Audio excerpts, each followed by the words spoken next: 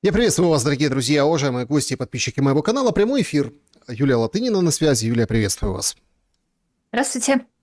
Есть что обсудить сегодня, и на самом деле достаточно много очень тревожной информации. Тревожиться будем вместе с вами. Что вас тревожит, пишите в вопросах к нашему сегодняшнему эфиру. Милости прошу в клуб зрителей «Шелест», такое камерное сообщество. Оттуда вопросы будут звучать, а также абсолютно открыто можете оставить их заблаговременно в сообществе YouTube. То есть переходите и под анонсом нашей встречи традиционно оставляйте свой вопрос. Вопросы в чате трансляции на самую закуску, в самом финале, поэтому досмотрите эфир до конца. Ну и, конечно же, опрос сегодняшнего эфира, с этой темы, пожалуй, начнем. Зачем в большей мере Зеленскому кости Мельника и Коновальца? Сегодня произошло перезахоронение, Зеленский толкнул речь на кладбище, которое он же и открыл. В общем, ему вручили, тут тоже такой интересный момент был, ему вручили флаг с гроба Коновальца, а там же как сейчас, украинцы-то в курсе, поэтому сразу в чате написали, там, когда эта информация пришла, сразу люди реагируют. Обычно, когда семья хоронит бойца, ВСУ, ну, военнослужащего, ближайшим родственникам, вдове или, в общем, кому-то близкому вручают флаг, да, с вот этой церемонией прощания. А тут, видите, как Зеленскому вручили. Очень символичный, интересный момент. Хочу с вами его тоже обсудить. Так вот, зачем ему нужны эти кости? Ну и варианты. Ради того, чтобы лояльные были нацбаты ВСУ. Второй вариант. Выборы скоро, ну хоть что-то нужно дать. Но если не можешь дать хлеба, нужно зрелищ. Если не можешь сделать что-то плюс-минус хорошее, ну тогда надо показать какую-то картинку. Сейчас же весь Киев в этих там с возвращением полковник, билборды там и так далее. Третий вариант. Это все назло России. Перепрошивка Украины, ну и, соответственно, вот эта вот история с денацификацией, мол, не сдадимся, мы потушные. И четвертый вариант, он не знает вообще, кто такие Коновалец, кто такие, они вообще плевать, да, просто так сказано было. Кто-то ведет эту линию целенаправленно, и, в общем-то, это можно там точку отсчета брать еще раньше, и гораздо раньше, там, 2013-2014 годов, еще можно там с 5-го, можно вообще с диаспоры середины прошлого века. Вот такие варианты, и вы проголосуйте, уважаемые друзья. Мы давайте с этой темы начнем. Как вы отвечаете себе на вопрос, а зачем ему перезахоронение? Ну, две вещи, вернее, три вещи. Да, действительно, заискивание перед правами, но я не думаю, что это главное. Второе, конечно, ощущение абсолютной безнаказанности. Ну, то есть мы видим по европейской реакции, что можно делать абсолютно все. ТЦК, Миндичгейт, в Монако можно взорвать там все, и европейцы скажут, это борьба за свободу, а тот, кто говорит, что тут какие-то, может быть, нацисты бегают, тот путинский пропагандист. Но самое главное – это специальная технология, причем это та технология, которой руководствуется Зеленский, по крайней мере, с начала войны, которую я бы назвала «олень – это лошадь». Сейчас я объясню, что имею в виду. Это специальная технология построения секты и ломания человеческой психики, в которой важно в данном случае не только открытых нацистов и фашистов перезахоранивать, и не только их идентифицировать как то, что и составляет украинскую национальную идентичность, потому что, видимо, остальные вещи, ну, например, Булгаков ее не составляют. Но и, соответственно, всех, кто скажет, ну, постойте, это же вообще люди, которые там соучаствовали в Холокосте, это вообще соратники Гитлера, это действительно нацисты, это люди, которые соучаствовали в убийстве 1,5 миллиона евреев и сотни тысяч поляков. Сказать, это российская пропаганда, это все неправда, как вы смеете это обсуждать, когда единственное, что надо обсуждать, это как помочь бедной Украине и дать ей побольше денег. Я почему называю технологию олень и лошадь? Я напоминаю, что в царствовании второго императора династии Цинь, да, извините, Александр, я понимаю, что второго императора династии Цинь, Эрши Евнух, который хотел устроить дворцовый переворот, ввел во дворец оленя и сказал, что это лошадь. И все придворные, которые сказали, ну, постойте, это же олень, они были казнены, потому что Евнух понял, что они не будут сохранять ему верность. А все, естественно, придворные, которые сказали, да-да, конечно, это лошадь, стало понятно, что они поддержат любой нарратив. Вот технология говорить на оленя, что это лошадь, и смотреть, кто принимает эту идеологию, ну, кто принимает этот нарратив, она, во-первых, очень сильно утверждает твою власть над реальностью, а во-вторых, она ломает психику людей и загоняет их в секту, потому что, я еще раз повторю, что самой интересной ведь частью этой истории является не просто вот этот нарратив культурной революции, а еще и обязательное утверждение, что тех людей, которые почитают Коновальцева, почитают Бандеру, почитают Мельника, это ни в коем случае не нацисты, это деколонизаторы, это жертвы, и жертве все позволено, и ей, соответственно, все должны. Это абсолютно тот же самый нарратив, который демонстрирует критическая расовая теория, когда, условно говоря, встает какой-нибудь человек, какой-нибудь Ибрам Кенди или какая-нибудь деятельница из критической расовой теории и говорит, что черные все построили, а белые у них все отняли. И человек, который там начинает говорить, да вы что, с ума сошли? Ему говорят, ну ты же расист, ты же нацист. Это не мы нацисты, это ты нацист. Хорошо, но тогда возникает объективный вопрос. Ну, вот если смотреть на это с позиции, ну, времени. Да, вот сейчас же все такие цифровые, сейчас все такие, все примерно, ну, у каждого в телефоне есть Google, какой-нибудь чат какой-нибудь, ИИшки, у всех есть какие-то, ну, какой-то доступ к информации. Ведь объективно, когда это делается, ты задаешь вопрос, так а что сделал такого Коновалец, что вот он прям вот так возведен в ранг национального героя. И можно, опять-таки, сухо посмотреть на, начиная там от гражданства, заканчивая деятельности и туда дальше, и вообще, ну вот, место этих захоронений. Они же все вот эти товарищи, которых тянет Зеленский в украинскую землю, они же, ну, как бы и не особо и хотели, чтобы их перезахоранивали. Понимаете, у них у каждого сложилась по-своему судьба. Тут же Коновалец от конфет погиб, Судоплатова, да, взрывчатка, которая там возле кафе, и так далее. То есть этот как бы Бандера, который, возможно, будет следующим, мы не знаем, да, там постоянно у него свистопляски на могиле, там то вандалы, то еще кто-то, понимаете, ну, надо спасать, наверное, перезахоранивать в Украине.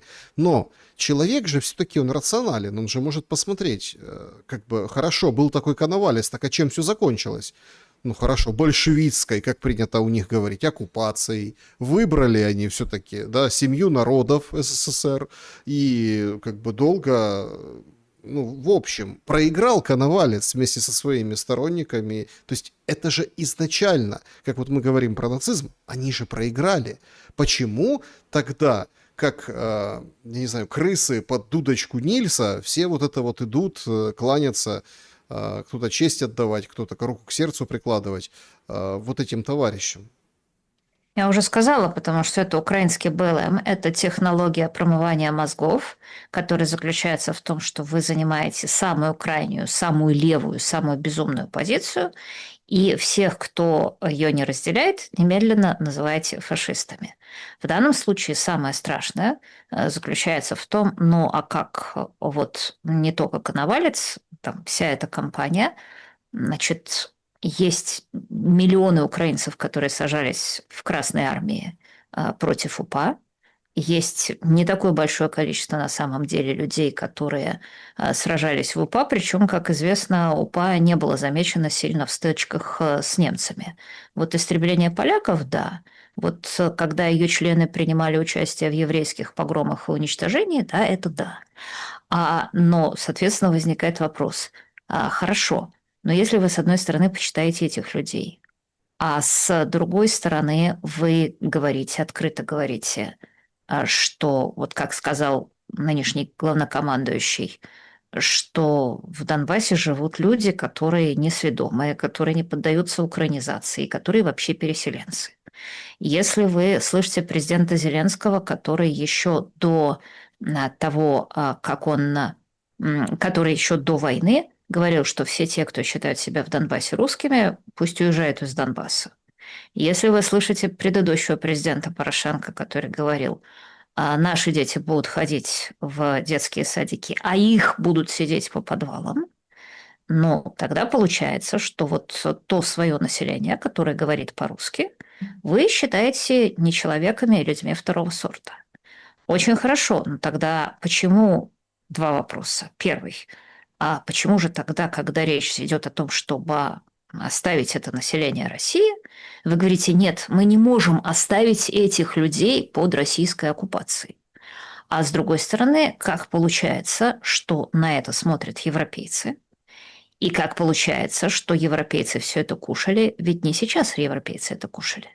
Европейцы могли, я еще раз это повторяю, не то что с 2003, а с 91 года сказать, ребята, у вас тут есть страна, которая говорит в основном по-русски, прекрасно у нее Запад говорит по-украински. Нет никакой проблемы. Пусть как в Швейцарии кто на ком и говорит, тот на ком и говорит. Если вы будете пытаться осуществлять культурную революцию в этой стране, то, во-первых, вы тем самым нарушаете, ну, законы божеские, человеческие, вы нарушаете принципы, как бы это сказать, принципе, которыми руководствуется современное европейское человечество. Представьте себе, допустим, что там в России кто-нибудь будет закрывать татарские школы и открыто говорить, что татары должны отказаться от своих национальных обычаев и так далее, и так далее. Ну, кем его будут называть? Соответственно, вы, пожалуйста, ребята, этого не делайте, потому что это противоречит, ну, просто европейским принципам, если хотите в Европу.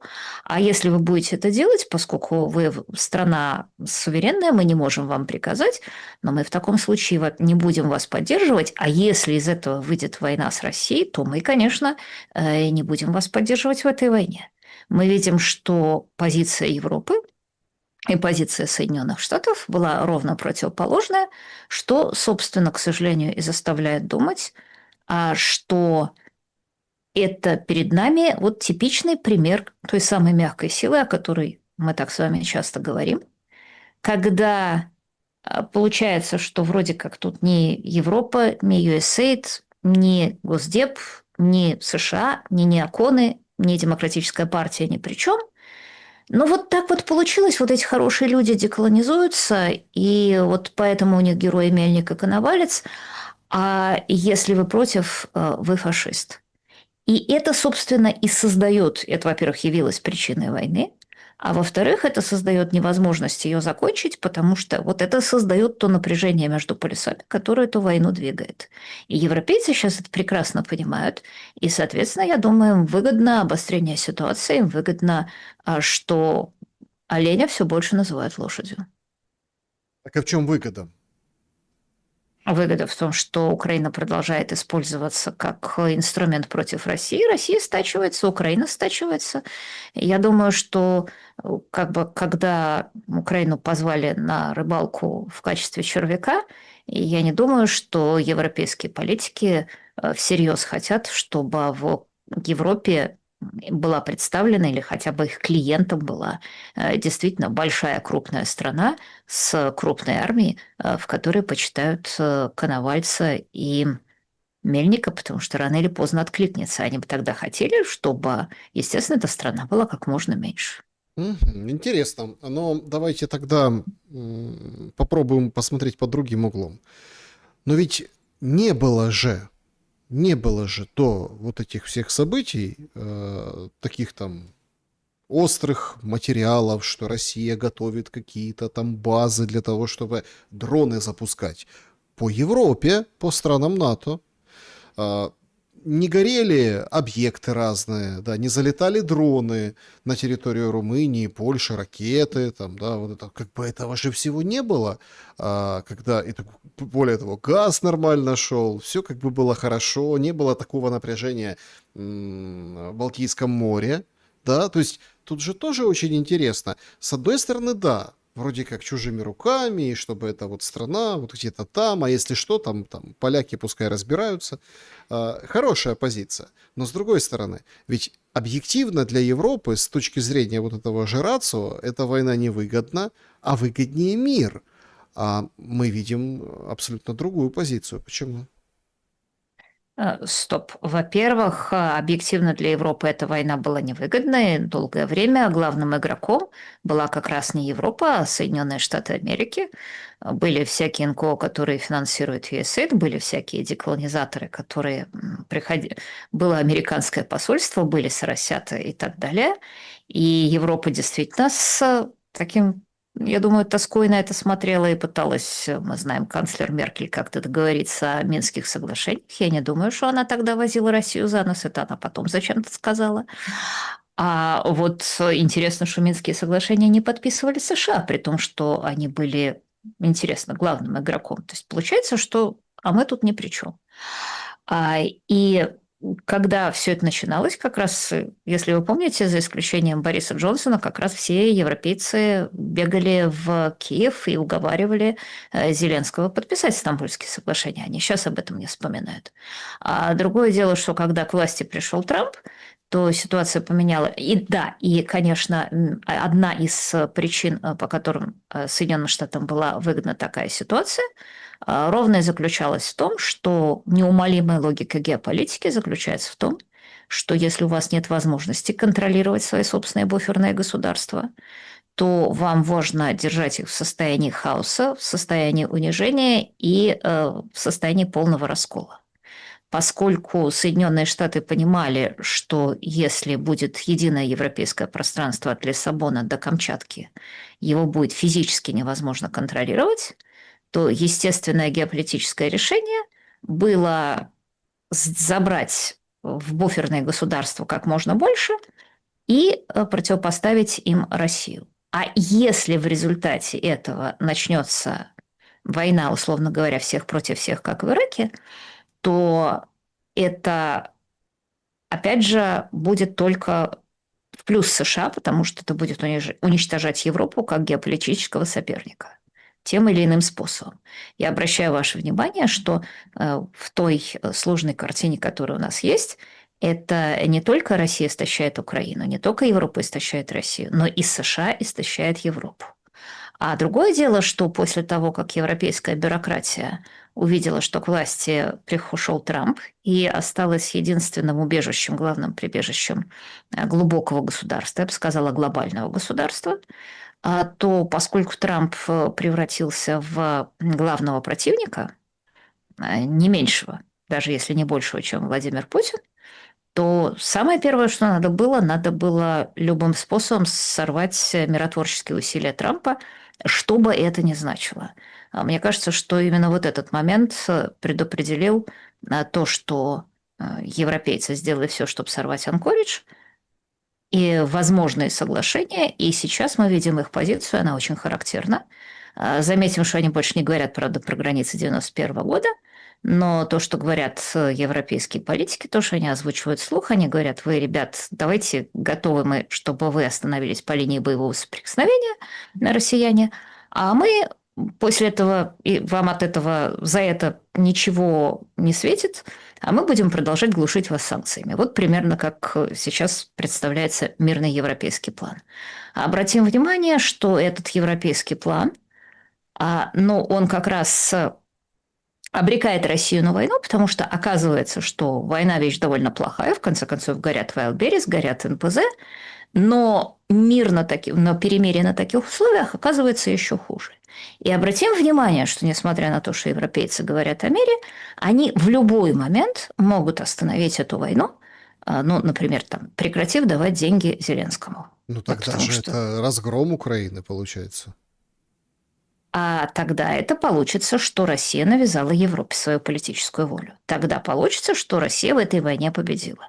Наоборот, остановление боевых действий, заморозка боевых действий по линии боевого соприкосновения с применением Европы, продолжающимся применением Европы всего гибридного арсенала против России, то есть продолжающихся санкций и так далее, это означает, что Европа навязала свою политическую волю России. А почему, И давайте так, это логика понятна, но а почему, вот мы же помним, как 2 года назад, 3 года назад обсуждались разные сценарии, например, корейский сценарий, да? Вот тоже так интересно, вчера или позавчера там у Ким Чен Ына был праздник, и ему привет передал не только Трамп вчера, там, когда общался с мальчиком, спасшим жизнь другого мальчику, ну, нужен был какой-то позитивный пиар-повод, он его позвал в овальный кабинет, а еще там пару дней назад премьер свежий, ну, там же как садят премьеров периодически в Южной Корее. И вот свежий премьер говорит, слушайте, а давайте мирный договор заключим. Сколько лет там не было? Так, а почему, вот еще раз, почему, сейчас же как, Подоляк говорит, что вот сейчас мы прекратим удары там по воздуху, и война пойдет на спад. И много сейчас пишут разных аналитиков о том, что фигурирует с подачи Европы, как вы сказали, да, вот этой периода заморозки на 180 дней. Якобы, опять-таки, это все домыслы и слухи, что в неком плане, который передают от Киева, ну, Киев, понятно, согласовывает с Европой для Москвы, что 180 дней, остановка, полная заморозка, никто ничего не стреляет, и начинается какой-то дипломатический процесс. То есть это фактически все, навоевались. Почему эту историю вот между Россией и Украиной нельзя перевести, ну, в условно корейский вариант? Ну, вот 180 дней, ничего не бывает более постоянного, чем временное. Вот стали, где стали, спокойно там все живут, дальше процветают, никто ни по ком не стреляет, кто там какие-то учения проводит, ой-ой-ой, нам страшно-страшно. Ну и, собственно, и живут так уже десятилетиями. а, это, собственно, вариант того плана, который все время предлагает Европа, и который, как я уже сказала, заключается в поражении России, потому что Почему это поражение поражение России? потому что когда в зависимости от того, кому вы навязываете свою политическую волю, тот, соответственно, и терпит поражение. Значит, смотрите, в Анкоридже была ситуация, когда Россия сказала, что она готова закончить войну, если она получает обратно кусок Донбасса. Маленький, небольшой. С учетом того, что у нее было небольшое военное преимущество, это был вполне реальный подход к делу. Соответственно, европейцы, как я уже сказала, и Зеленский его сорвали, потому что, ну, во-первых, приятно сидеть на внешнем общаке, во-вторых, неприятно терять власть. А европейцы после этого выдвинули, как я понимаю, сейчас вот эта новая конфигурация заключается в том, что вот тогда вот Путин с Трампом договаривались, а давайте теперь вот Европа и Зеленский и Америка выберут, вы работают согласованную позицию, и эту согласованную позицию от имени Трампа предъявит Путину. Меня, естественно, когда я это слышу, что значит вот Зеленский и Европа договорятся о том, какая у них позиция, они ее предложат Трампу, а уже эту позицию Трамп должен будет предъявлять Путину. И что это будет как бы компромисс. У меня возникает вопрос, а вот из этих трех прекрасных сил Зеленский, Европа и Трамп, вы говорите, это компромисс, кто именно представляет интересы России? То есть как это получается? Мы тут посовещались и выбрали компромиссное решение. Говорят Зеленский, Трамп и Европа. Вопрос, кто из этих трех сторон представляет интересы России? И вопрос следующий. Он заключается... Агент Краснов. Так дальше заключается еще более интересный вопрос. Зеленский и Европа сделали все, чтобы Трамп имел, как говорят англичане, яйцо на своем лице. Они, в общем-то, дело же не в том, что они сорвали попытки завершить войну, а дело в том, что они сорвали его попытки оторвать Россию от Китая просто для того, чтобы показать, что Трамп им не указ. Они вытерли от Трампа ноги. У нас только что, если я не ошибаюсь, госсекретарь Рубио говорил, что Америка не забудет, как себя вела Европа во время войны с Ираном, когда ни один союзник не помог Соединенным Штатам Америки, наоборот, все время совали палки в колеса. А теперь эти прекрасные люди, которые извозили Трампа в дерьме, считают, что они приносят Трампу некую сделку, которую он от своего имени должен впаривать Путину. У меня вопрос, а зачем Трамп будет этим заниматься? Зачем Трамп? И как вы можете себе это представить, что все-таки вы являетесь более-менее буферными государствами США? Как этот хвост будет вертеть этой собакой? И зачем Трампу играть такую странную унизительную роль, что он будет выполнять мальчика на посылках для Зеленского и для европейских Ну, он же лидеров? хочет Нобелевскую премию мира. Нет, он прежде всего не хочет быть, он прежде всего хочет быть альфа-самцом. В этой ситуации он выглядит, на мой взгляд, исключительно глупо. Я не сомневаюсь, что, как бы сказать, Трамп не будет прикладывать больших усилий к тому, чтобы навязывать России мирный план, который составлен, внимание, не врагами России, а врагами Трампа. Это унизительная и странная для американского президента ситуация, на которую он вряд ли пойдет. Хорошо, тогда тут нужно рассмотреть еще один немаловажный. Извините, я бы все-таки добавила, что, еще раз повторяю, если бы, более того, я совершенно уверена, что и европейцы, и Зеленский это прекрасно знают, что результатом этого очередного фиаско будет не только куча говна на голову Путина, но и куча говна на голову Трампа.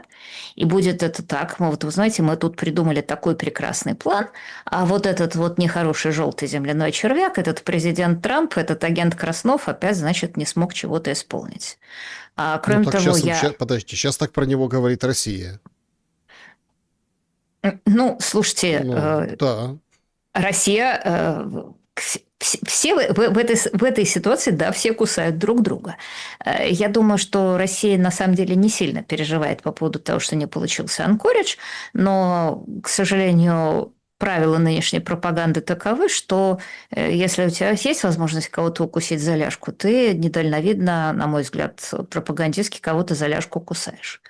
А вот Так. самое главное другое, что ведь никто не говорит о самой простой, ну вот тривиальной вещи.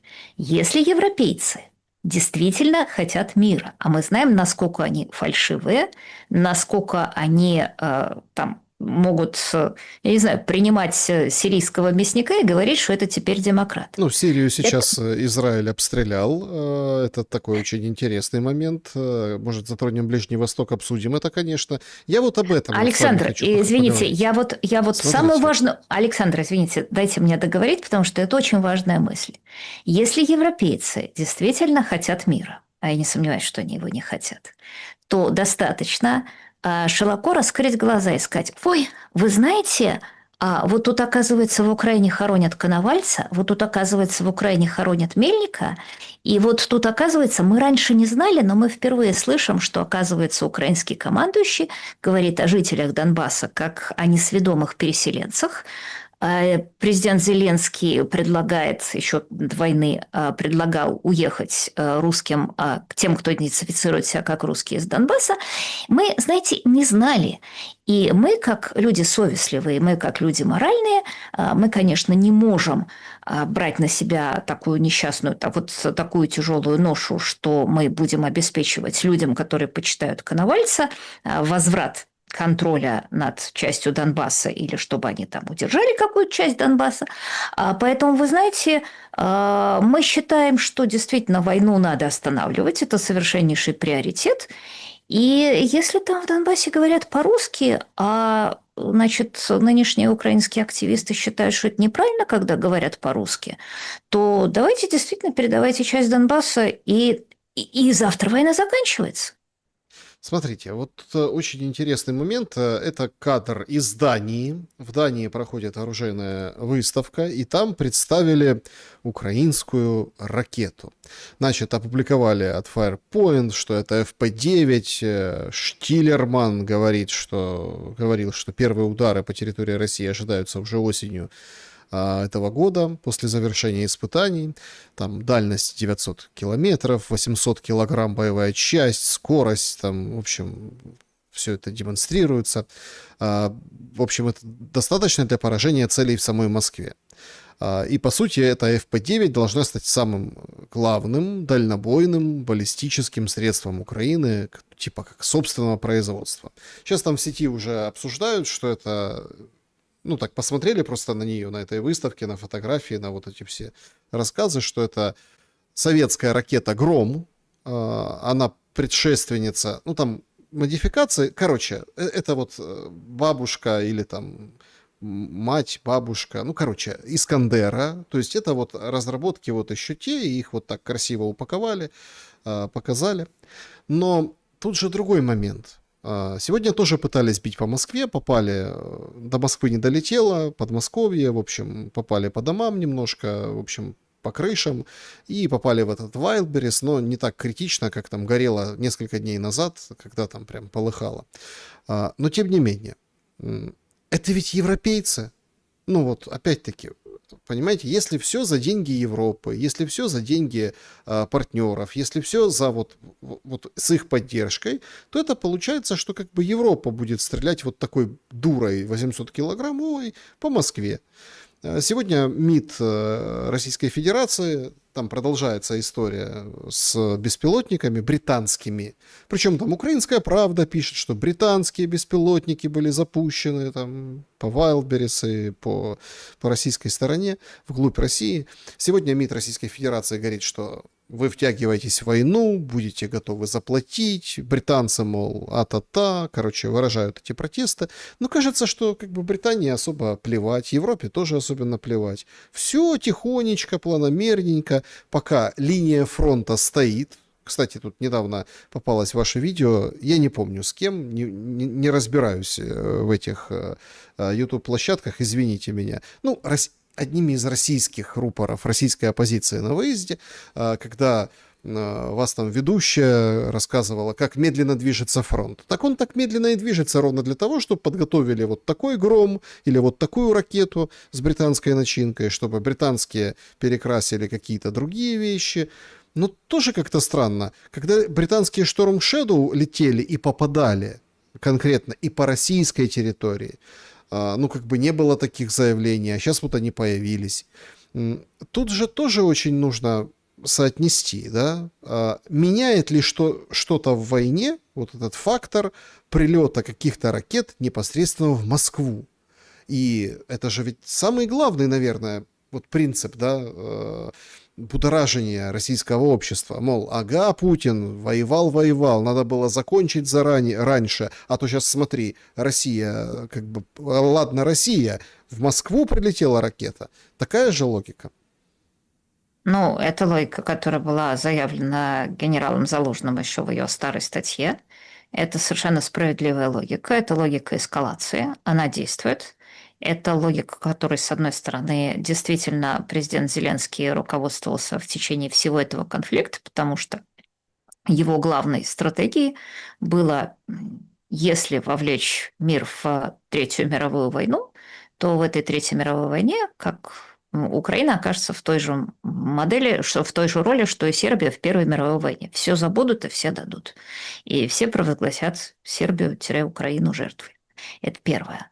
А второе заключается в том, что действительно мы видим эскалацию, которая будет неизбежно происходить. Поскольку сначала президент Зеленский думал, что все это решится просто, когда просто американцы передадут там томагавки, еще чего-то, и, собственно, на этом всегда настаивал. И обратите внимание, что поэтому чем хуже были Украине, тем можно было больше просить томагавков. Теперь понятно, что Трамп томагавков не даст. Значит, на эскалацию надо идти самому. Значит, соответственно, надо строить эти ракеты, которые формально являются украинскими, но все понимают, что в них будет большая часть западной компоненты или вообще их невозможно будет создать без Запада. Многие из них будут на территории Запада создаваться. И, соответственно, когда они полетят в Россию, действительно сильно полетят, то Россия окажется, даже, собственно, уже оказалась перед выбором.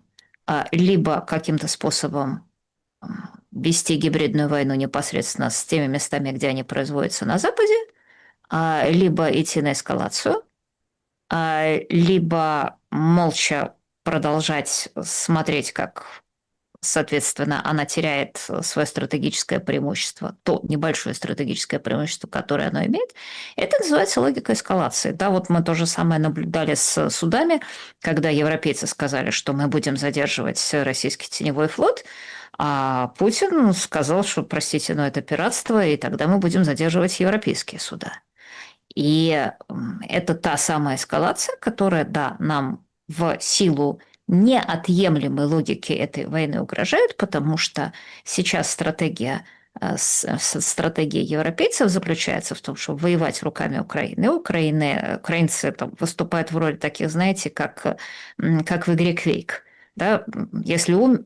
Если там, вот ты потратил их как токены и переходишь на следующий уровень, сам не терпишь никакого поражения. И, соответственно, для европейцев это очень выгодная получается война, потому что, ну, европейцам, понятное дело, ни украинцев не жалко, ни россиян не жалко. Чем больше тех и других помрет, тем только лучше. И единственный выход из этой ловушки 22, это эскалация, при которой в том и ином виде война переносится на территорию Европы, и тут действительно начинаются, с моей точки зрения, страшные вещи. Вот сейчас мне просто интересно, остановится ли война перед этой эскалацией каким-то образом, или эскалация продолжится. Ну, по поводу войны на территории Европы, тут вы суда вспомнили, заметили в сети, и, в принципе, это, ну, это понятно. Значит, 16 числа, 16 2 дня назад, Сибига рассказывает о том, как он провел переговоры с министром иностранных дел Греции, Георгосом Геропетритисом, и о том, как они говорили, какое Черное море, как важно, как безопасность. И вот, пожалуйста, ровно на следующий день к вечеру сообщают, что украинский беспилотник вчера, да, вот, ударил по греческому танкеру Скирос в Черном море. Причем там подтекст этого очень интересен, ввиду того, что это КТК, ну, этот казахский консорциум, да, который защищал лично Венс, если верить Которым прессе. американцы просили не бить. Да, который... И удар наносится в тот момент, когда вот это вчерашнее, ну и продолжающаяся сегодня истории с Армузом поднимают цены на нефть. Короче, вообще как бы не туда, вообще не в попад. У меня складывается впечатление, как у вас, интересно, складывается ли такое, что то, что там говорит Сибига, что-то там говорит Зеленский, они просто отыгрывают. Все равно есть кто-то, как вот в истории с коновальцами, этими всеми перезахоронениями, который берет в ручки этот карандашик и ведет эту линию. То есть есть какая-то направляющая история, а все остальное это уже как бы маневры, это уже как бы такие дела. Кто-то другой, получается, принимает решение. Или другой вариант. Сибига врет. Ну, там и Зеленский врут, но в их положении или врать, например, уважаемым американским партнерам, да тем же европейцам. Греция, что это Европа вроде как, я ничего не забыл. Смотрите, Зеленский прекрасно знает, что ему все, абсолютно все сойдет с рук. Но вот как там в истории с остановкой нефтепровода в Венгрию, или как в истории, ну это действительно довольно смешно, когда перед встречей с Трампом Зеленский, да, случайно говорит, попадает иранский танкер, а потом после просьбы Венса и после неудачной встречи Трампа и Зеленского, про которую нам говорят, что она была дофига удачная, попадает по тому самому судну, по которому, соответственно, вице-президент США просил не бить. Это как раз означает, что президент Зеленский считает, что за Евросоюзом как за каменной спиной, что всегда можно открыть гибридные действия, ну, если не против США, то есть вот тут видите, как ребята. И, кстати, это же делают люди, которые надеются, что потом президент Трамп будет носить за ними тапочки и выполнять их хотелки, да, и за них давить на Путина, чтобы выглядеть совсем идиотом. Но, еще раз повторяю, во-первых, это выглядит в той самой логике эскалации прекрасно вписывается, а во-вторых, что вы сказали, что, значит, есть страшный, кто двигает эти пешки, то я как раз вам возражу, что в том-то и способ, которым управляет современное глубинное государство, и особенно управляет европейская бюрократия, как раз заключается в том, что никто не несет ответственность, а все выражают соболезнования и озабоченность. И что решение как раз принимает именно Зеленский. А тогда, после того, как он принял решение, после того, как, допустим, попало по судну, европейцы разводят руками и говорят, ну, а мы-то, собственно, тут при чем? Вот Украина, она несчастная, она жертва, жертве все позволено, и мы тут только за тем, чтобы помогать жертве. И в этом-то, кстати говоря, еще одна хитрость, почему, собственно, невозможно договориться, и почему это как раз устраивает Европу. Потому что когда у вас устроена так бюрократия, как сейчас устроена европейская, и у вас есть огромное количество государств, которые всегда сорвут планы, если какое-то другое государство полезет договариваться, то получается, что у семьи нянек дитя без глазу, что вы бегаете вот в этом бюрократическом замке Кавки, ни с кем не можете договориться, все только помогают бедной жертве Украине, но вот не замечают, это же неприлично замечать Коновальца, но это же неприлично замечать ТЦК, но это же неприлично замечать Мендичгейт. Мы только здесь для того, чтобы помочь жертве бедной.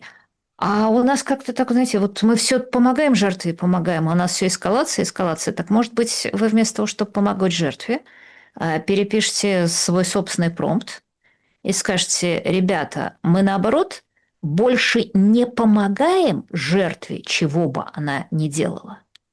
Вот украинский бюджет – это 100 миллиардов долларов доходов.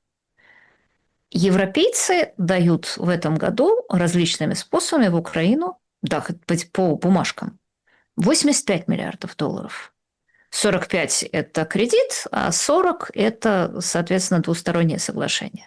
Понятно, эти 85 – не все бюджет, это не все доходы бюджета, часть на самом деле идет мимо бюджета, потому что если это поставки оружия, они идут мимо бюджета, но европейские деньги являются гигантской частью украинского бюджета. Вот просто завтра европейцы скажут, а мы, наоборот, не помогаем жертве. Они не говорят. Но так вот в том-то они и не дело, говорят. что война после этого прекратится мгновенно. Ну, мы так много сегодня времени уделили европейцам, а если так вот отражение в луже посмотреть европейское. Сегодня парламент выходит на работу. Значит, вот кричат у стен Рады «Ганьба, ганьба!», выходят картонки. А что, опять? Да, выходят, говорят, вот Федорова верните, все дела. Есть там депутат Безуглая, она тоже говорит. Я вернулась в «Слуги народа» и верните Федорова. То есть мы видим, как происходит вот это вот давление. Причем до обеда, да, то есть вот до нашего эфира, прям во время эфира появилось это сообщение, что все-таки представил, ну, то есть завтра будут голосовать за Хмару, за там, Дропатова, короче, вот голосование будет, а так до этого вообще не пойми, что было, месяц исполняющий обязанности, вот этот Хмара, который министр обороны должен сложить с себя, ну, снять погоны, потому что у нас гражданский человек, министр обороны, и все равно он вот это вот все делает. Федоров дает интервью и говорит, что у людей отобрали надежду, вылизывает Илона Маска, тот делится его фрагментом интервью, тоже с сердечком. Ну, то есть демонстрирует, что вот он в процессе, что он хочет, говорит, война обязательно закончится победой, Россия станет на пороге своего развала и остановится, и тогда ни одно условие России. Короче, начинает правильные вещи задвигать. У меня вопрос. Вот вы так дали определение, вот это мягкая сила. Ну, картонки прям выглядят мягкой силой. За этой мягкой силой, ну, деньги, бюджеты, влияние, контроль силовиков, которые хочет забрать на себя Европа. И Зеленскому это как бы невыгодно. То есть, с одной стороны, он демонстрирует, что он такой безнаказанный, что он может делать все, что хочет, а с другой стороны, сейчас в Украине серьезная подковерная борьба. И не выбрала ли Европа себе нового Зеленского, ну, своего Зеленского, Федорова? Смотрите, может быть, я неверно оцениваю ситуацию, но у меня впечатление, что трагедия Федорова как раз заключается в том, что Европа на него не поставила. Европа сказала, нет, ребят, нам вот еще как бы... Вот Зеленский, там, Коновалец, неважно, Мендичгейт, неважно, ТЦК, неважно. Мы не меняем коней на переправе, и к тому же, где мы еще найдем такого, как Зеленский, который по таким дисконтовым ценам, значит, индейский вождь будет за бусы, за такие дешевые бусы. Причем, обратите внимание, что чем больше скандалов, связанных с именем Зеленского, тем дешевее бусы, на которых работает вся эта ситуация. Соответственно, как раз вот все эти картонки, на мой взгляд, тут в чем трагедия. Что мы видим, что машина с картонками работает абсолютно впустую, когда за ней не стоит Европа. Что есть некая машина, которая построена и запущена, и которая действительно умеет выводить людей с картонками. И эти люди с картонки реагируют очень на специфические события. Они не реагируют на тот же самый Мендичгейт. Они не реагируют на ТЦК. Они не реагируют на самые важные для Украины события, но зато вдруг, когда речь идет о независимости НАБУ или, например, об увольнении министра Федорова, у них начинает пепел Клауса бить в сердце, и они выскакивают на улицу. И тут как раз, во-первых, становится ясно, что все эти протесты, я не хочу сказать, срежиссированные. Это совсем другое. Они являются мягкой силой, и мягкая сила всегда подразумевает использование полезных идиотов, которые полностью уверены в том, что они действуют самостоятельно. Но в том, что это и видно, что как раз вот на примере этих картонок мы видим, что мягкая сила – это политтехнологическое построение, которое использует психические особенности, особенно молодых людей, которые хотят быть активистами, которые не хотят в окопы, которые не хотят стрелять сами, но которые хотят вершать судьбы мира. И люди с картонками, организаторы картонок дают им такую возможность. Эти люди чувствуют себя иногда борцами против глобального потепления, иногда борцами против колониализма, иногда борцами, значит, за права ЛГБТ, и так далее, и так далее. В данном случае в Украине они чувствуют себя борцами за Федорова. Но фишка заключается в том, что мы же видели, как перед активистами с картонками падали на колени украинские власти. В конце концов, перед ними на колени вот тот же самый Зеленский, когда в 2019 году активисты с картонками 70 НКО выкатили ему условия «не договаривайся с Россией», он не стал договариваться с Россией, нарушив свои предвыборные обещания. И могло показаться, что это действительно эти активисты с картонками. Но сейчас, на примере Федорова, когда он жмет, вот жмут на эту кнопочку, да, а оказывается, что за активистами с картонками не стоит, скажем так, больших дядей из Европы. Ну, смотрите, дяди... И машинка дяди, работает, и машинка не работает. Дяди не стоят, но и ТЦКшники тоже не стоят. Машинка не работает. Мы видим, что если история с НАБУ, да, мгновенно Зеленский сдал назад, то здесь он, видимо, проконсультировался, ему европейцы сказали, простите, а при чем здесь Федоров, мы с вами согласны работать. И все, он это игнорирует, и они ходят с картонками. Ну, то есть вы думаете, что Федоров останется ни с чем, и вот эта вся история заглохнет, а не начнется, ну, скажем так, прелюдия нового Майдана? Я не знаю, что там, как это сработает через несколько месяцев, потому что, как я понимаю, Федоров и люди, которые с ним работают, они одни из спонсоров и организаторов этой машины.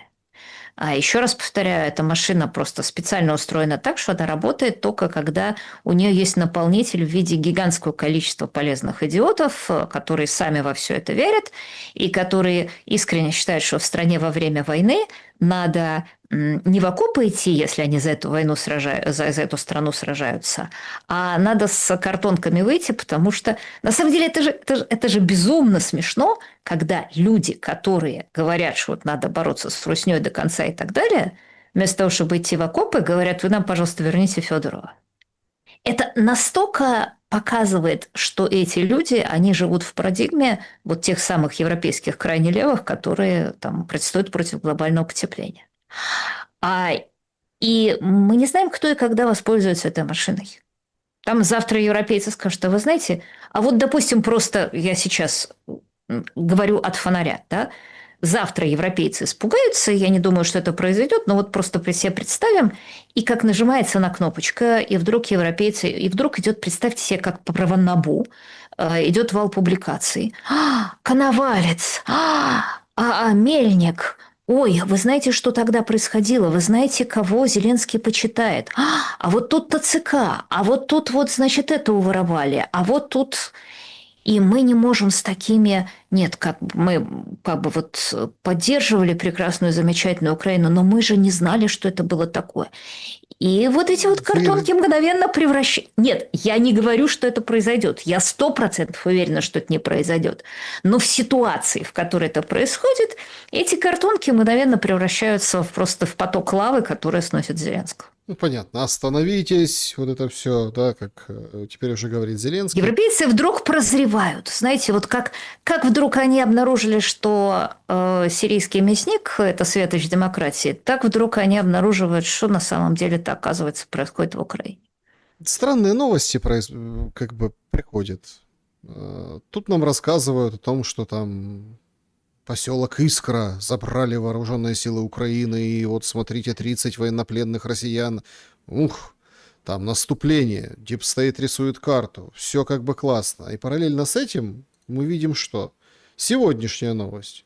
Ну, вот после таких перемог, да, ВСУ, о которых Зеленский заявлял, что он там наступление какое-то взял и остановил, эвакуируют население 16 населенных пунктов Днепропетровской области. Причем там эвакуация детей принудительно, все как положено. То есть получается какие-то потемкинские деревни из этих побед о том, что ВСУ несут огромные потери на фронте, и стратегия обороны дронами уже результата дает меньше, чем раньше, не говорят. Ну и вообще как бы тема с фабами, да, которая там не решается на поле боя, прикрыли фиговым листком о том, что вот смотрите, со вчерашнего дня там 17 месяцев разрабатывали свои фабы. Ну, там, крылышки, ракета летит, вот это все, то есть бомба это. Я, понимаете, вот какой хочу вопрос по поводу этого задать. Нас изначально погрузили в атмосферу, когда события на фронте, они как бы малорешающие. Ну, там город, Покровск до сих пор, кстати, чего? Там шутят, ездят, ну, там, понятно, забронированное, там, мужики снимают телефон, говорят, елки-палки, а сколько у вас тут человек? Слушайте, человек 20 на блокпосту, на ТЦКшников. Говорят, так вы можете Покровск вернуть вот этим составом. Вы чего? Так, а Покровск не потерян официально, понимаете? Ну, то есть... И Константиновка тоже. Да, так они повозюкались по этой карте, порисовали, сказали, ну все, там серая зона, а тут где-то мы есть, не признали потери, проходит неделя, 2-3 месяца и так далее, и в принципе все нормально. Но эвакуация там нам говорит об обратном, которая сегодня. Какое место вообще занимает сейчас фронт, на ваш взгляд, вот в этой войне и противостоянии информационно-психологически военном?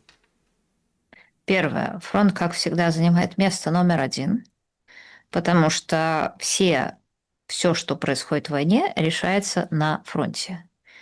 И если у Путина получится через некоторое время занять Славянск и Краматорск, я не говорю, что это произойдет быстро, то это, например, означает то самое стратегическое поражение ЕС, которое сорвало Анкориджские соглашения.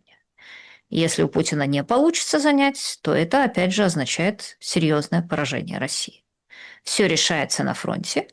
И, собственно, война городов, она началась ровно для того, чтобы затруднить, в том числе, чтобы сделать российское продвижение на фронте не окупающимся за счет российских потерь в тылу. Да, это компенсация того, что происходит на фронте, потому что потихоньку Россия, продвигается. Это первое. Второе, я обращаю ваше внимание, что мы все время попадаем в одну и ту же ловушку. Мы говорим о том, что или происходит сейчас, а сейчас всегда благодаря существующей киллзоне и туману войны очень сложно сказать, что происходит. Или о том, что происходит в будущем. А в будущем, как известно, там можно сказать, что там завтра Кремль возьмут. А на самом деле надо анализировать то, что происходило. Это единственное, что остается вот из саунд-анализа. И тогда мы увидим, что сначала нам говорила украинская пропаганда, что нет-нет-нет, мы еще не оставили Покровск. Потом она говорила, нет-нет, мы еще не оставили Мирноград. Теперь она говорит, нет-нет, мы еще не оставили Константиновку. И как-то мы еще ни разу не слышали, чтобы даже хотя бы задним числом было признано оставление чего-то. Только потом чуть-чуть закрашивается на карте. А третья вещь как раз и заключается в том, что поскольку очень медленно движется фронт на этой войне, и поскольку киллзона очень широка, то это позволяет выигрывать войну в пиаре. Это позволяет, помните, как вот в анекдоте стоит Наполеон и говорит на мавзолее, говорит, ну, если бы у меня была такая газета «Правда», никто бы не знал, что я проиграл Ватерлоу. И подавать те самые новости в будущем времени, потому что в новости в будущем времени, я уже еще раз повторяю, как устроены. Наш мозг эволюционно заточен на то, чтобы потреблять новую информацию, потому что новая информация самая важная. Что-то изменилось, мозг хочет предчувствовать будущее, мозг, если ты давно знал, что дважды два четыре, тебя это не интересует, а если тебе сказали, я не знаю, про бозон Хиггса, у тебя просто сразу, значит, получается большое удовлетворение от того, что ты узнал что-то новое, физическое дофаминовое удовлетворение. Соответственно, этим пользуется пропаганда. Она вместо реальных новостей начинает себя кормить новостями в будущем времени и подсаживает тебя на этот информационный фастфуд, как на гамбургер. Соответственно, у человека, который начинает потреблять этот фастфуд, у него не просто меняется восприятие мира, у него меняется структура, физическая структура головного мозга, у него отмирают те части за неиспользование мозга, которые отвечают за критическую оценку действительности, и он, как крыса, которая подсаживается на наркотик, подсаживается на эти положительные новости в будущем. И единственный антидот, тут единственное лекарство – это спросить, ребята, а скажите, пожалуйста, а давайте вернемся к вашим новостям в будущем 2 месяца назад и посмотрим, что вы нам обещали и что сбылось. Вот вы обещали, что Трамп передаст патриоты. Передал? А вот вы обещали, что будет вынесен Крым и что скоро-скоро Крым падет. Помните, еще же совсем недавно нам рассказывали. Да вот просто... Бегите, да, из бегите, Крыма. говорит там, бегите из Крыма. Как там Крым? Пал? А помните, был рассказ, что украинская армия ВСУ теперь с помощью дронов контролирует южный коридор, и что там ничего не проходит. Как там с южным коридором? Не, прилеты А, есть все, да. но такого В, нет. Да. в конце концов, уже 50 дней назад президент Зеленский сказал, что он объявляет 40-дневную операцию по принуждению России к миру. Как результат 40-дневной операции? Ах, это не важно, нам говорят, теперь она продолжается. Опять новости в будущем времени. Каждый раз, когда вам произносят новости в будущем времени, или там, допустим, говорят Зеленский, завтра Путин, но не завтра Путин, после выборов Путин объявит мобилизацию. Не поленитесь, сходите в Google или грохните, посмотрите, сколько раз уже президент Зеленский говорил, что Путин объявит мобилизацию. Сколько раз он говорил, что дадут томагавки. Сколько раз он говорил, что будут там производиться патриоты. И так далее. Что он договорится сейчас, что договорятся сейчас с Трампом. Или люди вокруг Зеленского говорили. И где все эти обещания? Ну, смотрите, есть же очень хороший пример. Вот Трамп выкатил. Все, Армуз теперь часть Соединенных Штатов Америки. Вот так вот. Вот что хочешь, то и делай с этой информацией. Нет, мы помним, конечно, как Гренландию окрашивал в цвета. Мы помним это все. Но ситуация эта далеко не однозначная. Они там меняют Линкольна на Вашингтона, авианосцы, да, тот уходит от берегов Китая, Вашингтон, а тут там 200 дней был в море. Короче, там показывают и ржавый, в общем, проблема. Все там переполошились по этому поводу, но и демонстрируют какую-то силу. А силы нет, но нет и мочи переговорной. Сейчас публикации пишут о том, что к Нетаньяху съездил безрезультатно Кушнер.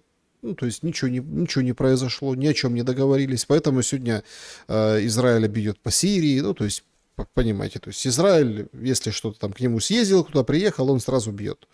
То есть ситуация на самом деле удручающая. А Иран идет в наступление и говорит, мы подписали меморандум, вот пока не исполните, ничего открывать не будем. Все.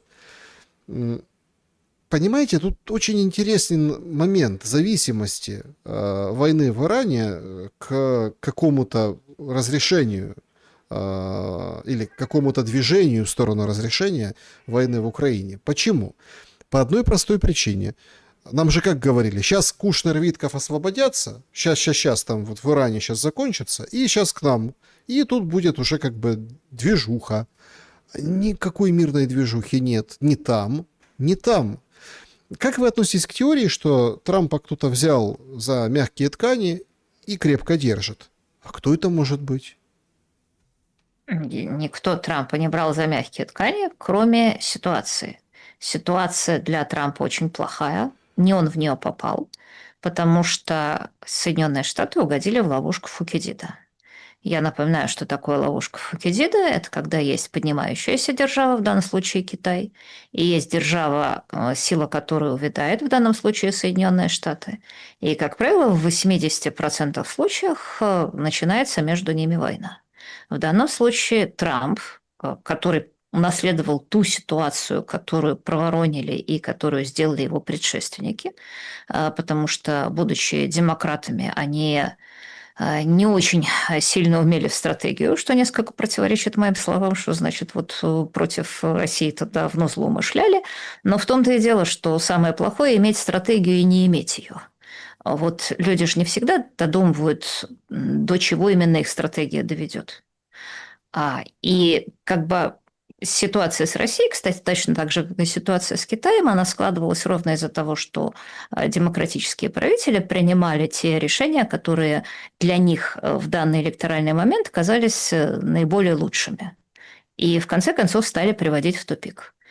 И, соответственно, Трамп попытался разорвать этот порочный круг и попытался начать гибридную войну против Китая, будем называть вещи своими именами, и прежде всего оторвать от Китая нескольких его союзников. Как-то Россию, Венесуэлу и Иран. Даже с Венесуэлой сейчас, как мы видим, не до конца получается. С Россией ему в суп нагадили его же собственное буферное государство в лице Европы, и получилось совсем ужасно. А в случае Ирана оказалось, что Трамп не сумел навязать этой войной Ирану свою политическую волю, то есть не сумел его теми или иными способами оторвать от Китая, либо погрузив в хаос, либо сменив правительство. А вот Иран, я это уже говорила и не буду лишний раз повторять, может навязать Соединенным Штатам свою политическую волю, маленькую, отодрав себе господство над Ормузским проливом.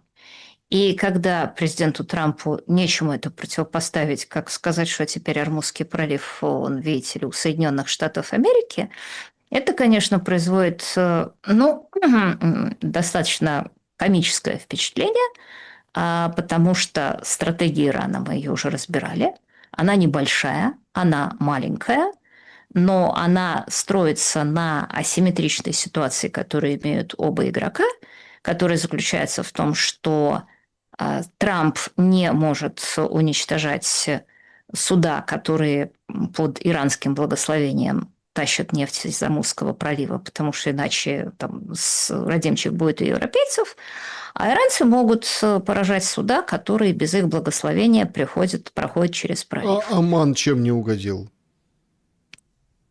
Ну, это вообще какой-то цирк. Слушайте, Оман договаривался с Ираном. Там же две ниточки. Ближе к Оману, Слушайте, ближе значит, к Ирану. не договорились. А Трамп выходит и говорит, я тебя буду бомбить, Оман. Оман. Значит, договорились. Извините, я не знаю подробностей, да, кто там вот в данный момент в какой конфигурации все это находится. Но так его еще раз повторяю, очень просто, что Трамп на самом деле не будет бомбить тех, кто договорился с Ираном, а Иран будет бомбить тех, кто договорился с Трампом. И вот на этой казалось бы, несопоставимые совершенно силы, Иран очень удачно ведет асимметричную войну.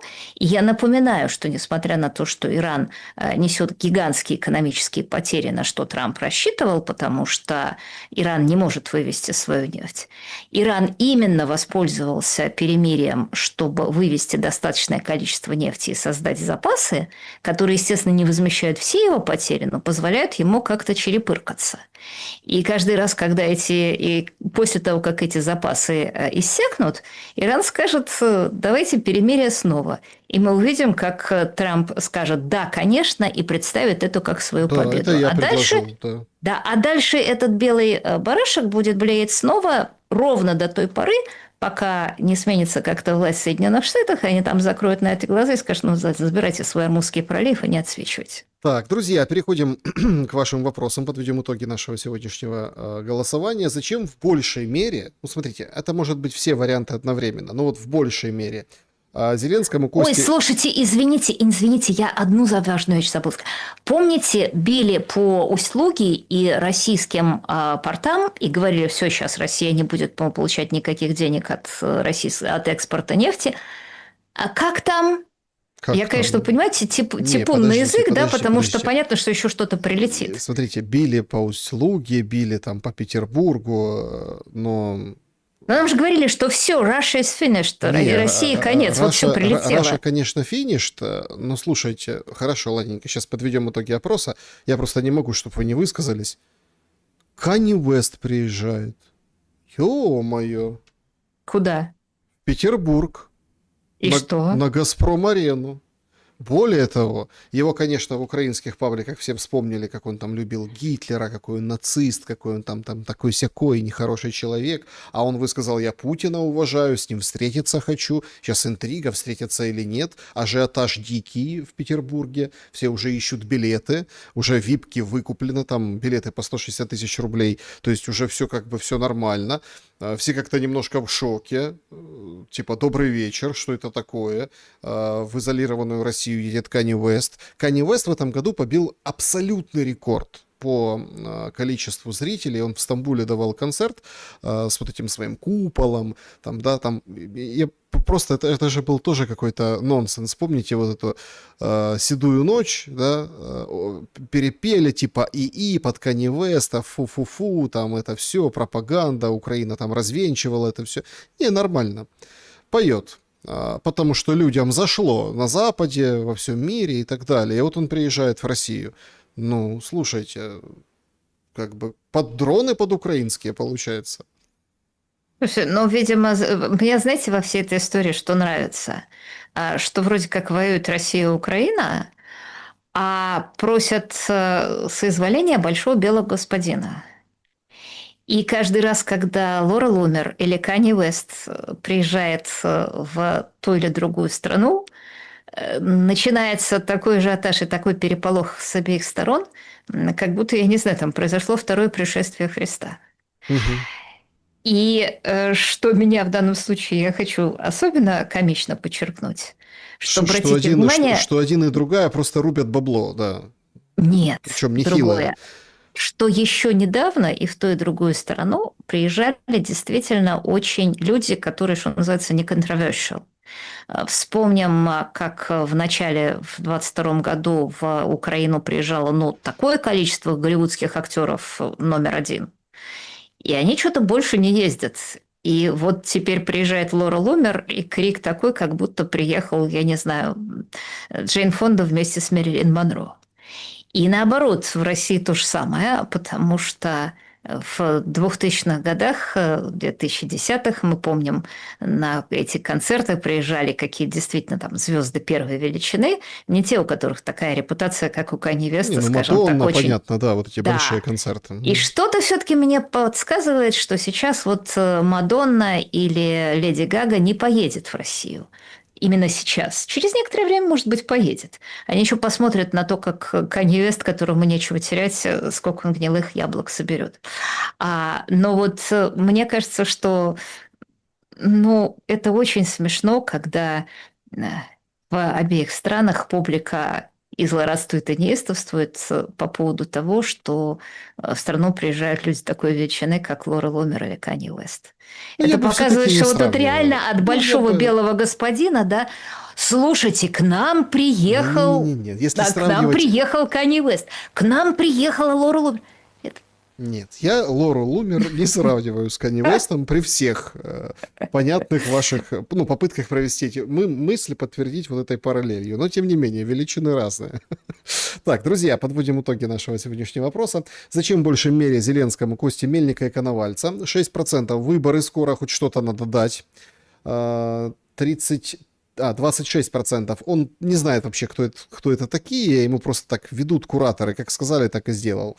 33% назло России, перепрошивка Украины, мол, никакой денацификации. И 35% ради лояльности батальонов, националистических батальонов ВСУ. Ну, то есть, очень похожие результаты, то есть, назло России, типа, сравшись, но сдавшись, или вот надо, чтобы уважить вот этих националистические, там, представляете, кости поносить Белецкому дали. Белецкому дали кости поносить Мельника. Представляете? Такая ставка геополитическая. Что скажете? Ну, я уже говорила, во-первых, я согласна со всеми, потому что одна не исключает другого. Бесспорно, заискивание перед правами – это да. Но единственное, что, понимаете, еврею заискивать перед людьми, которые восторгаются теми, кто соучаствовал в убийстве 1,5 миллиона евреев, мне кажется, что это бесполезное дело. Ну вот просто совсем бесполезное. То есть они будут кивать и говорить, ну вот знаете, он сам признает, что он такое. А второе, самое главное, я уже говорила, это когда ты задаешь... Это специальная технология, когда ты занимаешь максимально крайнюю позицию, и всех, которые не говорят, что эта позиция является носителем светоча и добра, и вообще там, позиции эльфа, называешь фашистами. И это открытое ломание психики людей, это открытое показывание, насколько европейцы зависят от Украины, когда они даже на это закрывают глаза. И это, конечно, открытая технология, которая, ну, возникает вопрос, ребята, а как же восток Украины? Так, друзья, переходим к вашим вопросам. Поехали. Сообщество, режим Блиц. Так. Смотрите, тут есть люди спрашивают, много спрашивают об Арестовиче. Причем тут там, что он учуял перемогу Украины, поэтому, типа, стал на сторону Зеленского, у вас спрашивают, или, например, Александр, Юлия, там, жертва игнора Арестовича, что вы сделали ему, или когда там вернется. Ну, и вот такие моменты, там, согласны ли вы с Панченко, которая дала ему характеристику недавно. Вот несколько таких вопросов, давайте их суммируем в один. Что скажете по поводу Арестовича? Ну, потому что вопросов много, запрос большой. Просто повторю то, что я уже говорила. У меня был большой допрос по этому поводу на «Живом гвозде». Там устроили целое выездное комсомольское заседание. Мгм. По поводу «Расскажите, Латынина, почему, значит, Арестович к вам больше не приходит». Я могу лишь только повторить, что действительно наши точки зрения стали расходиться, судя по всему, последнее время. Я никогда с своей стороны не считала это препятствием для общения, а ровно наоборот. Я считаю, что у нас были потрясающие диалоги, в любой момент готовы их продолжить. При том, что у нас с точки зрения, я понимаю, сейчас, по крайней мере, расходятся. А второе, я безумно благодарна Алексею Арестовичу, что он был первый человек, который начал уничтожать именно эти крайне левые нарративы, которые функционировали ровно так, как я вам сейчас описала. Занимаешь крайнюю позицию, говоришь, что все русские генетические рабы и имперцы, и если ты с этим не согласен, то ты, значит, проклятый фашист и сторонник Путина. А когда российской оппозиции стали навязывать, там, более того, россиянам стали навязывать критическую расовую теорию украинским БЛМ в качестве единственных возможных способов взгляда на мир, и им самим предлагалось потом из себя образовать Юденрат, который может думать, который громко требует не просто поражения России, не просто унижения России, а еще громко признает такие вещи, которые, если бы они произносились от имени кого-то другого, были бы откровенным нацизмом. Ну, собственно, так и функционирует современная крайне левая идеология. А Алексей Арестович был один из людей, который, на мой взгляд, просто вот это вот страшный дворец Снежной Королевы разнес вдребезги, именно поскольку он находился с украинской стороны. Это звучало очень, очень важно. За это я ему бесконечно благодарна. Да, значит, продолжаем. Ну, вообще, конечно, это тоже такая история. Слушайте, все тут думают, вот, если кто-то что-то, с кем-то кто-то, как-то где-то поругался, туда-сюда. Люди просто очень... Я сам, в принципе, помню себя маленького, Александр, который... очень простой Я, вопрос. Вы бы с удовольствием позвали Алексея в эфир? я не знаю, с удовольствием ли бы, но как бы дело... Смотрите, это же не мое решение, да, это... То есть, Да. опять-таки, все видят в этом рабыню Изауру, богатые тоже плачут, какие-то там вот эти мелодрамы. Нет этого. Ну, это же как бы это нормальная история. Хочу, да, хочу, нет. Нормально отзываюсь, ненормально отзываюсь. Как еще? Опять-таки, но с другой стороны, если так объемно посмотреть на ситуацию, а вы видели, как все-таки это же как бы не, это же не Фейгин, да? Ну, вот это вот расставание. Это же там, это другие моменты, и период другой. Поэтому это всю жизнь, как бы, все течет, все меняется. Ну, тут, понимаете, в чем дело? Мы должны быть друг с другом максимально откровенны. И мы это делаем каждый эфир. Делали, будем, посмотрим, будем, не будем делать. Вот и все. Так, значит, Юлия Леонидовна, сегодня с утра медиапространство разрывает новостью: Трамп назвал Ким Чен Ына другом. А что, собственно, такого? Кого Трамп другом только не называл? На следующий день клеймил позором. Почем зря. Так Трамп уже называл Ким Чен Ына то ли другом, то ли это несколько лет назад. Так он к нему ездил, да.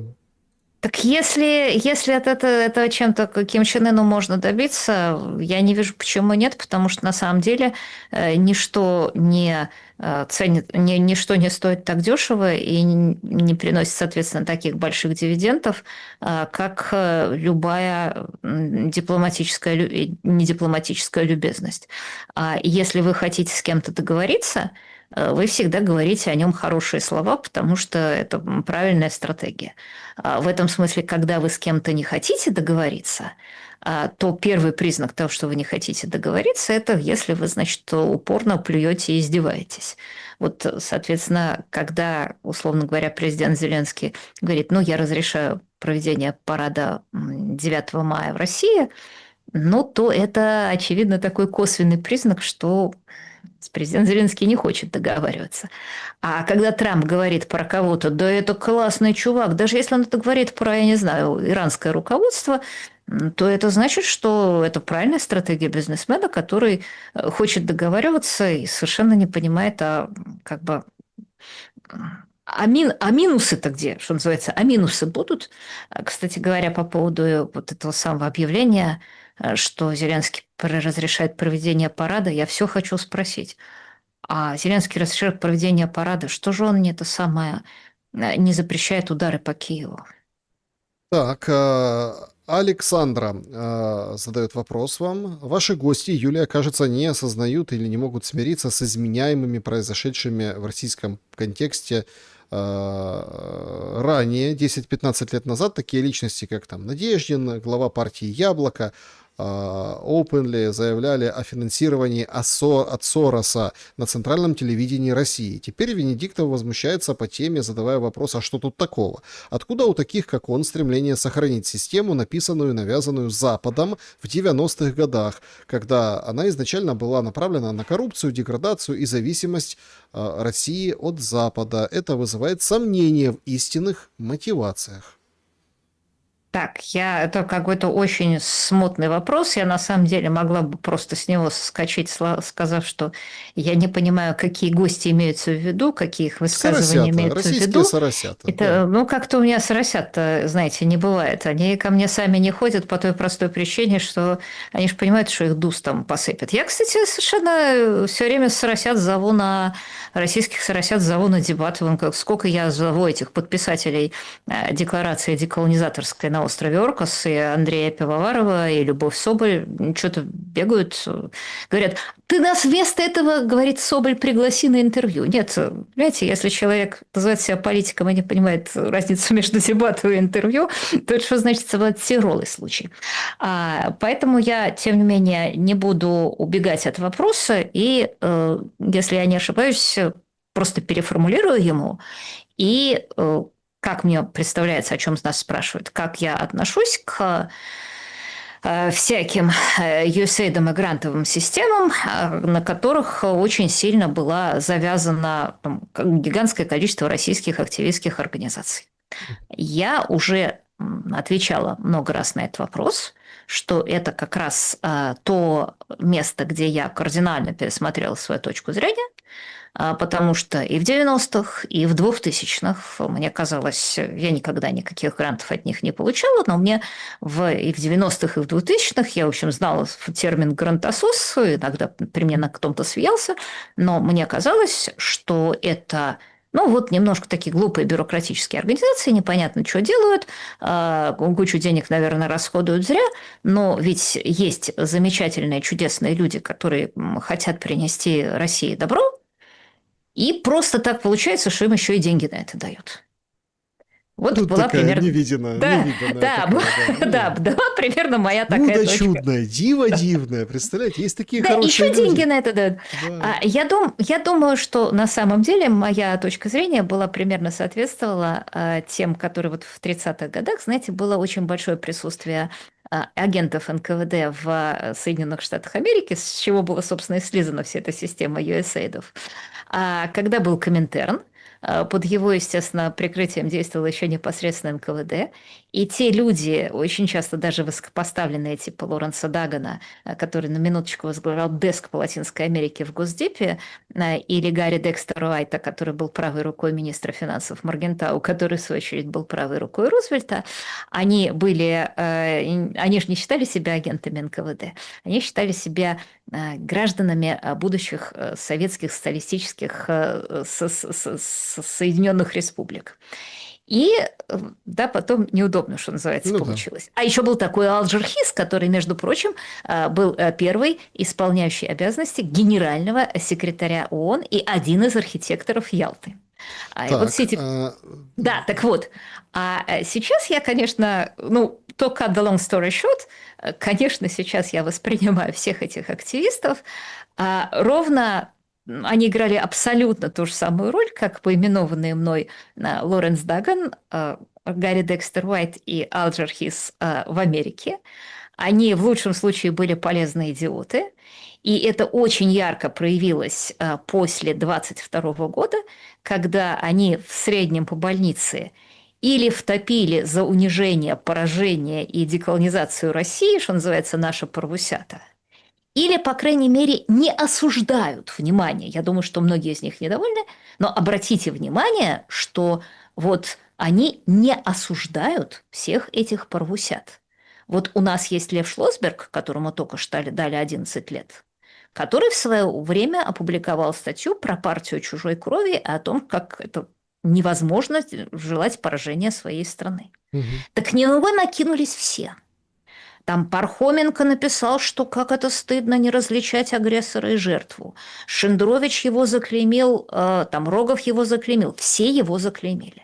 Но обратите внимание, что когда встает какой-нибудь человек и говорит, давайте вот там Тамара Эдельман, давайте всех русских, которые нельзя судить, пошлем в лагеря перевоспитания. Ну, не всех, а там тех, кого нельзя судить, но которые не... Или, давайте передадим золотой запас России Европе. Давайте, чтобы обеспечить справедливость российских выборов, будем проводить их под контролем ВСУ. Ну, понятно, что это говорят уже совсем фрики. Но обратите внимание, что в отличие от тезиса Шлосберга, никогда со стороны правусят эти крики не вызывают, эти высказывания не вызывают. «Да как это негодяй сказал? Давайте мы его отменим». Да, значит, ну вот по поводу там Шлосберга тоже был вопрос, как вы относитесь к снятию выборов. Значит, вот давайте, Руслан, многих возмутило снятие яблока с выборов. Я считаю, что власть поступила правильно. Во-первых, все сделано согласно закону, а не беспредела, как в Румынии. Во-вторых, если вы не согласны, можете рассказать, что хорошего, кроме возможного раскола общества, мог принести допуск и возможный поход яблока в Госдуму во время боевых действий. Я уже отвечала на вопрос, почему сняли яблоко. Если очень коротко, я думаю, что задумка администрации президента заключалась в том, что яблоко пойдет на выборы, после чего зарубежная оппозиция, особенно ФБК, будет поливать его говном, потому что ну, так устроена зарубежная оппозиция, что она вот как Шлосберга поливали, так, значит, и яблоко будут поливать. Тут вдруг, я не знаю, что там пронеслось. И вот мы сейчас с вами говорили о, как бы это сказать, людях доброй воли, которые дергают за ниточки. Я вот просто сейчас мне в голову пришло, что, может быть, это была какая-то команда действительно из другого места. Потому что вместо того, чтобы поливать яблоко, вдруг ситуация резко изменилась. И те самые люди, кстати, обратите внимание, как они все как рыбки гуппи поворачиваются. Вдруг просто каким-то чудесным образом, вот как с Майданом с картонками. А вдруг те самые люди, которые всегда рассказывали, что вот позиция яблока непристойная и так далее, вдруг заявили, что они его поддерживают. И администрация президента пролетела со своим планом, потому что план был такой, чтобы одни поливали других, эти получили яблоко на свои 1,5%, все выглядели бы отвратительно, и яблоко, и зарубежная оппозиция. Оказывается, ситуация другая. Но раз ситуация другая, все, сворачиваемся. Как бы администрация президента сказала: ребята, вот такого кино мы не планировали. Точка. Так, чат-трансляция. Оксана задает вопрос. Вы говорите, что США всех истощает. Простите, но как тогда у США закончились ракеты за 5 месяцев, а у России не закончились за 5 лет? Я говорю о совершенно других вещах. Я говорю о стратегическом истощении, и в данном случае я говорю о не истощении ракетных запасов, пороха, не знаю, сыра, запасов муки. Я говорю о том, что, я еще раз повторяю, это стратегия, которую я бы могла назвать стратегией Атилы. Я напомню, в чем она заключается. Если у вас есть система буферных государств, и эта система буферных государств перестает вас слушаться, то у вас есть два варианта. Либо вы ее полностью поглощаете, но, очевидно, Соединенные Штаты не могут поглотить Европу и не хотят. Либо вы делаете так, что она превращается в максимально выжженную землю и ползает где-то там вот в соплях и пыли. Классический пример, простите, опять будет история, Египет, 16-15 век до нашей эры, а Египет все время подвергается нападениям кочевников с Ханаана. В конце концов, ему это надоедает, он завоевывает Ханаан, но сталкивается с тем, что он не может его контролировать.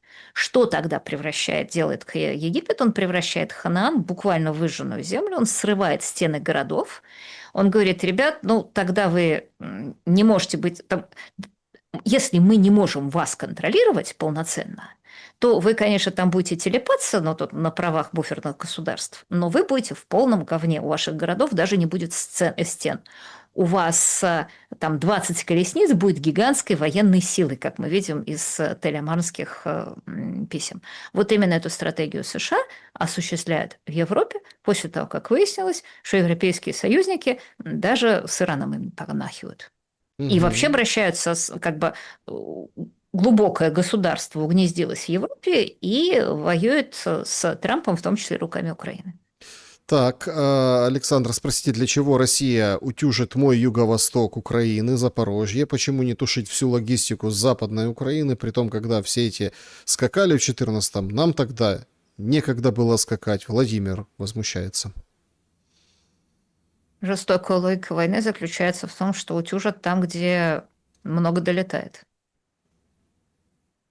Юлия Леонидовна, расскажите, пожалуйста, Маргарита пишет, этимологию слова «прорусята». Это от поросята, а то я мучаюсь. Парвусята от фамилии Парвуса, который, это, кстати, важное, действительно, вот это будет важный маленький исторический экскурс. Я напоминаю, что именно Парвус, который был просто агентом германского генерального штаба, был первым пораженцем.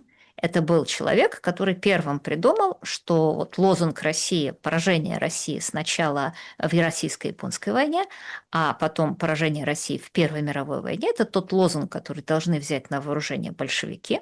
Как известно, они его действительно взяли. И это уникальная ситуация, потому что в истории человечества бывали люди, которые просили прекратить войну, но ситуации, когда люди активно желали поражения своей стране, я реально, кроме вот Парвуса и большевиков, не припомню. Но вот российская политическая традиция, российская позиция, она вот, видите, эти растут из этого места. Вопрос. Вы замечательно рассказали о тщательном плане Европы против России с помощью Украины, который к ликованию ее творцов привел к войне. А какова роль Кремля была в этом плане? Они просто статисты? А роль Кремля в этом плане была то, что Кремль, первое, проиграл гибридную войну, причем он проиграл гибридную войну с 91 года. Он потерпел поражение в той самой войне, про которую Суньцзы говорил замечательно, что самая лучшая война – это разбить планы противника. Вот к тому моменту, когда Россия опомнилась, было уже поздно, потому что историческая Россия оказалась разделена на 15 частей. В 91 году ее разделили, чтобы положить эти 15 частей себе в карман. И там те люди, которые имели власть на территории Российской Федерации, идеологически обслуживали Ельцина. Им, чтобы легитимизировать эту процедуру перехода власти к себе и окешивания власти, окешивания 300-летней истории, они сказали, что сейчас совершенно не важны национальные границы, сейчас не существует геополитики, и в любом случае Россия будет в Европе. Вот будет гигантская Европа от Лиссабона до Владивостока, и нам надо только хорошо себя вести и заслужить конфетку и туда попасть. И в 1997 году, напоминаю, в США действительно был серьезный спор, брать Россию в эту Европу или нет. Расширять НАТО, вообще не расширять НАТО, или расширять НАТО так, чтобы в него включалась Россия. И те люди, которые участвовали в этом споре, 99%, кстати, обратите внимание, было против расширения НАТО, потому что они говорили, что дело кончится холодной или, возможно, даже горячей войной с Россией, и что Соединенные Штаты выдают в приступе геополитического безумия векселя странам Балтии и Украине, которые, если Россия предъявит погашению, погасить будет невозможно. Мгм. Это говорили от Кеннона до Бьюкенена. Другие люди, например, господин Бжезинский, наоборот, говорили, что это уникальный случай, уникальный шанс Соединенных Штатов, потому что если развести Россию и Украину, Россия снова не сможет быть империей. Падающего толкни, этим уникальным историческим моментом надо воспользоваться. Победила точка зрения Бжезинского. Что интересно, обе стороны этого американского геополитического спора полностью совпадали в том, что политика, которую ведут Соединенные Штаты относительно расширения НАТО, и непринятие в него России рано или поздно кончится столкновением с Россией. Они просто были они считали, что это будет плохо, потому что это как бы приведет к новой холодной войне, а другие считали, что это будет хорошо, потому что это можно будет добить Россию. Соответственно, единственный, кто не участвовал в этой истории, это российские либералы, которые делали вид, что этого спора нету, потому что мир, дружба, жвачка, и мы все равно скоро попадем в Европу. И, конечно, когда возникла ситуация, когда Украину в Европу, как кусок исторической России, берут и берут в НАТО, а Россию не берут, и говорят, типа, тут у вас морда не вышла, то это добром не кончилось бы. Россия начала свою войну, проиграв гибридную геополитическую войну, в том числе с помощью своего правящего класса и элиты, и бизнеса, которые считали, что если они будут жить по правилам Большого Запада, то их, наконец, возьмут на Большой Запад. А оказалось, что вся история заключалась в том, чтобы, значит, как раз вести бычка за веревочку, пока веревочка не порвется.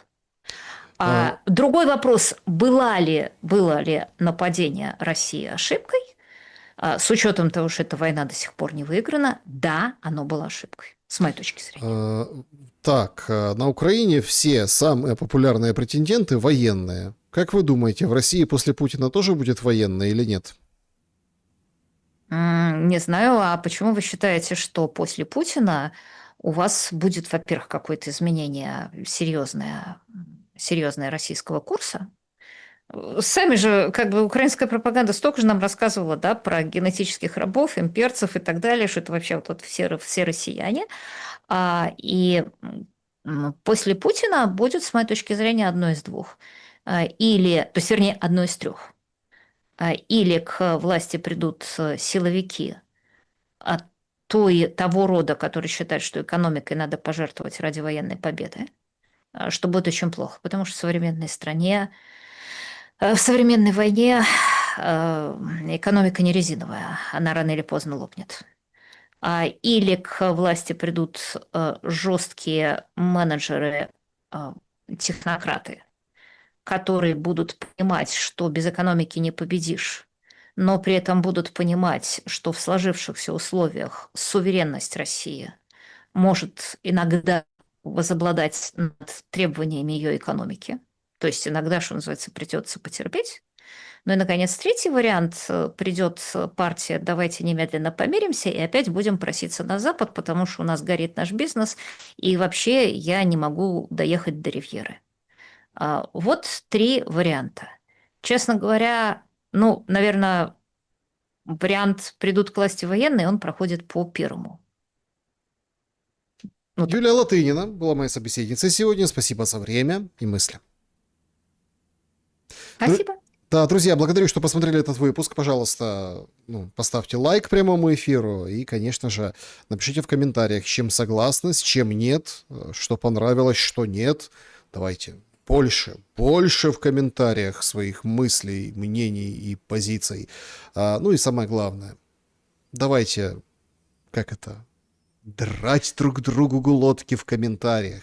А все будем в А тепле. зачем драть? А можно, наоборот, вот предложить людям писать что-то положительное, потому что, ну, алгоритмы соцсетей, они известны, они настроены как раз на то, чтобы из людей вытаскивать самое плохое, и человек чаще пишет: какой, значит, нехороший этот шрифт, какая плохая эта латынь. Ладно, про латынину я тут ничего не говорю, но Александр похвалите, он замечательный ведущий. Знаете, я не буду опровергать и перечить, хвалите. Но я к чему? Я к тому, что давайте вот все то, что вот оставим в комментариях, да, а все равно будем беречь друг друга и каждому пожелаем добра и света. Это главное. Увидимся обязательно. До скорого. Вот это правильно.